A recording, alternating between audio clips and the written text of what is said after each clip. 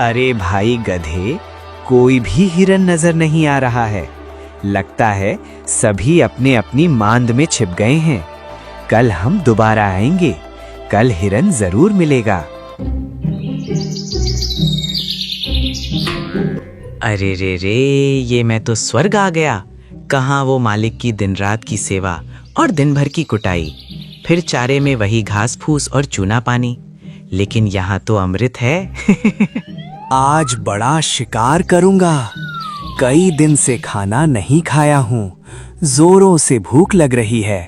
बस कोई हाथ लग जाए। तभी गधा मटकते हुए शेर के पास आ पहुंचा।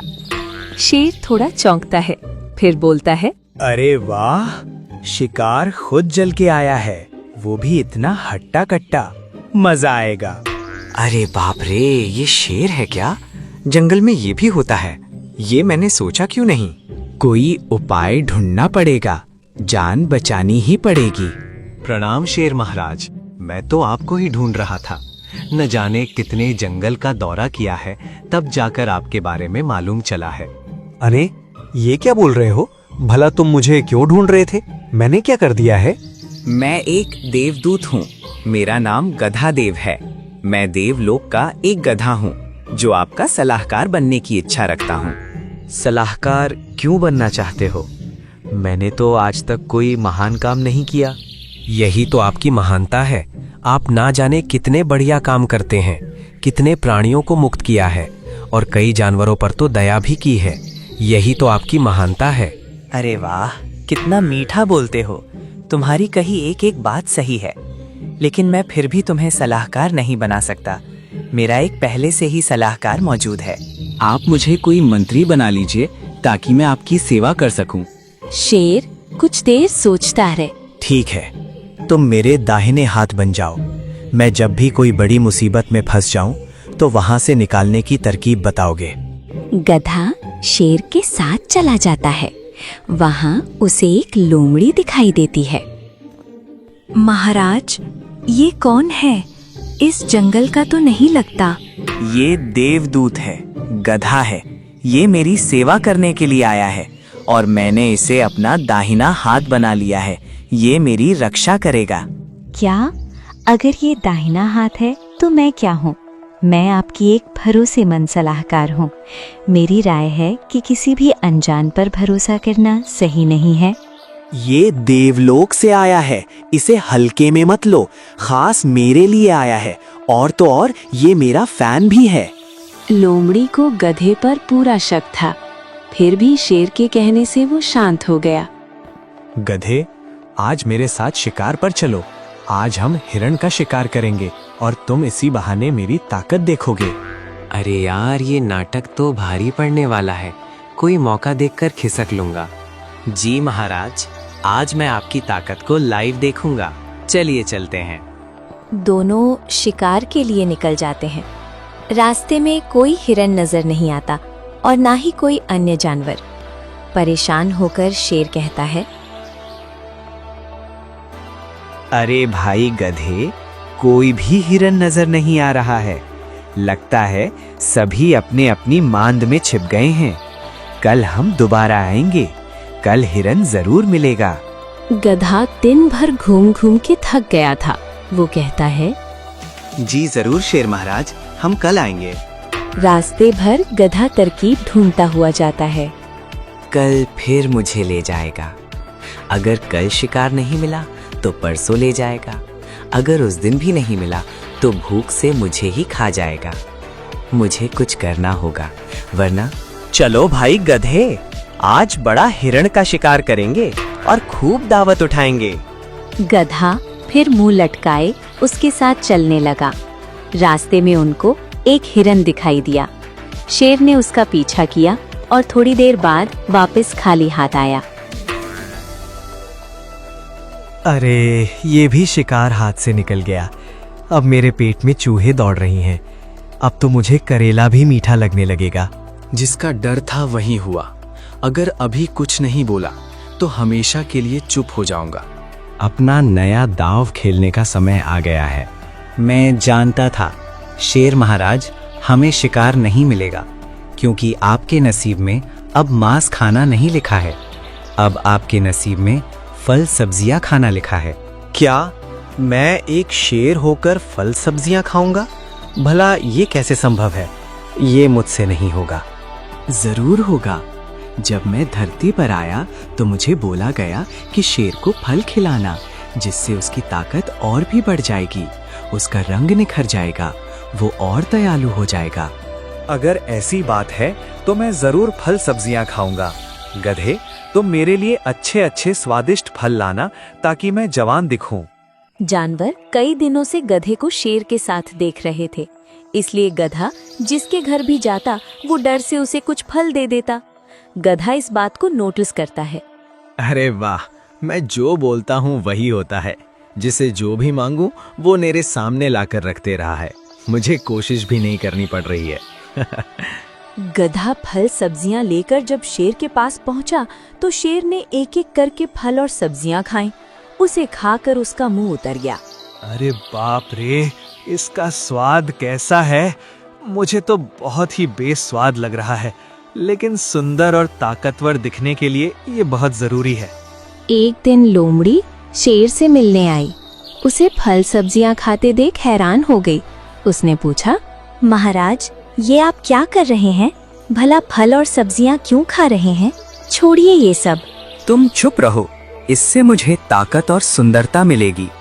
मेरे देव गधे ने कहा है कि इससे मुझे सब कुछ मिल जाएगा। एक बार तुम भी ट्राई करो और देखो कि कैसे ये सब काम करता है। अरे आप उसके बातों में अंधा विश्वास कर रहे हैं। अंधभक्त मत बनिए। जैसा आप हैं वैसे ही रहिए। किसी के कहने से बदलने की कोशिश मत कीजिए। अच्छा, लेकिन वो देवदूत है, उसकी बात झूठ नहीं हो सकती। तुम मुझे मत बहकाओ। बोलो, किस काम से आई हो? गधे की शिकायत लेकर आई हूँ। ये आपका देव गधा किसी से भी कुछ भी मांग लेता है। अगर कोई नहीं देता तो उसको आपके नाम से डराने लगता है। फिर डर के मारे सभी उसे कुछ न कुछ देते हैं। ये तो बहुत गलत बात है। मेरा नाम लेकर गधा ये सब कर रहा है। आज मैं उसका पीछा करके सच्चाई का पता लगाऊंगा और उसे दंड भी दूंगा। अरे ओए, सामान निकाल, जल्दी निकाल। मेरे पास समय नहीं है, वरना शेर को बुलाऊंगा। अरे गधे, तुम ये क्या कर रहे हो? मेरे नाम का गलत इस्तेमाल करके सबसे वसूली कर रहे हो। अरे नहीं नहीं शेर महाराज, मैं तो आपकी ताकत को दिखाना चाहता था। क्या आपने देखा, आपके एक नाम से इस प्राणी ने बिना सोचे समझे सामान लेकर दे दिया। सोचिए आपकी ताकत कितनी बढ़ चुकी है। अरे वाह, मंत्री हो तो तुम जैसा। वरना जब लोमड़ी ने मुझसे कहा कि तुम ये सब कर रहे हो तो मैं बहुत परेशान हो गया था। मुझे लगा कि तुम मुझे धोखा दे रहे हो। अच्छा, उसने ये सब कहा? माफ करना शेर महाराज, छोटी मुंह बड़ी बात। वो लोमड़ी आपको राजा के पद से हटाना चाहती है। उसने आपसे जरूर बोला होगा कि फल सब्जियां ना खाओ, आप कमजोर हो जाओगे। अरे हाँ, उसने बिल्कुल ऐसा ही बोला है, लेकिन तुम्हें कैसे पता? वो आपको कमजोर करना चाहती है और बदले में आपकी जगह खुद राजा बनना चाहती है। मैं तो कहता हूँ आप उसे सलाहकार के पद से हटा दें। अरे दुष्ट लोमड़ी, तू मुझे कमजोर करके मेरा पद लेना चाहती है। तू मुझे मारना चाहती है, लेकिन ऐसा कभी नहीं होगा। ये आप क्या कह रहे हैं? भला मैं आपको क्यों मारना चाहूंगी? आप तो मेरे महाराज हैं। बल्कि मुझे तो लगता है कि गधा आपको कमजोर बनाकर आपकी जगह लेना चाहता है। मुझे सब मालूम हो गया है। तू मेरे जंगल से निकल जा और कभी भी अपना चेहरा मत दिखाना, वरना मुझसे बुरा कोई नहीं होगा। लोमड़ी शर्मिंदा होकर वहां से चली जाती है और एक पेड़ के पास बैठकर सोचने लगती है। इस गधे ने बड़ी चालाकी के साथ मुझे शेर से दूर कर दिया और पूरी तरह से राजा वाला जीवन जी रहा है। लेकिन समय सबका आता है, मेरा भी समय आएगा, तब इसे बताऊंगी।